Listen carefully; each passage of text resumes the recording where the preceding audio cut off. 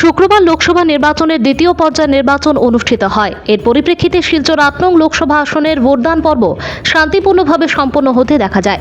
সকালে শিলচর জেলা কংগ্রেসের সভাপতি অভিজিৎ পাল নিজের গণতান্ত্রিক অধিকার প্রয়োগ করেন। ভোটদান পর্ব শেষে অভিজিৎ পাল বলেন, এবারে নির্বাচন হচ্ছে গণতন্ত্র বাঁচানোর নির্বাচন, সাধারণ মানুষের মৌলিক অধিকার রক্ষার নির্বাচন। বিশেষ করে বরাক উপত্যকার প্রতি যেভাবে বৈষম্যতা করে আসছে সরকার, সেটার যোগ্য জবাব দেবেন জনগণ। কিছু কিছু ভোট কেন্দ্রে ইভিএম বিকলের জন্য ভোট গ্রহণ দেরিতে শুরু হয়েছে, সে ব্যাপারে কংগ্রেস সভাপতি রিটার্নিং অফিসারকে জানিয়েছেন। আমি এইমাত্র আমার নিজের ভোটদান করে এসেছি। এবারের যে নির্বাচন, এটা হচ্ছে গণতন্ত্র বাঁচানোর নির্বাচন।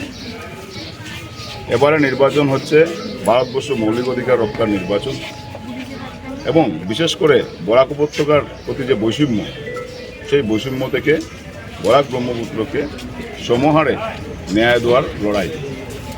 তাই সকাল থেকে বিভিন্ন কেন্দ্র থেকে যেভাবে খবর এসছে, মানুষ খুব স্বতঃস্ফূর্তভাবে ভোটদান করছেন। আমি প্রত্যেক ভোটারদেরকে অনুরোধ করব যে এই মহামূল্যবান ভোট 5 বছর পর একবার আসে, তাই সবাই যেন নিজের যে মূল্যবান ভোটটুকু সবাই যেন এসে ভোটদান করেন। এবং সকাল থেকে আমাদের কাছে যে খবর এসছে 1551 সেন্টারে, কিছু কিছু সেন্টারে এখন পর্যন্ত ইভিএম বিকল থাকার জন্য প্রায় 2 ঘন্টা 2.5 ঘন্টা ধরে ভোট এখনও স্টার্ট হচ্ছে না।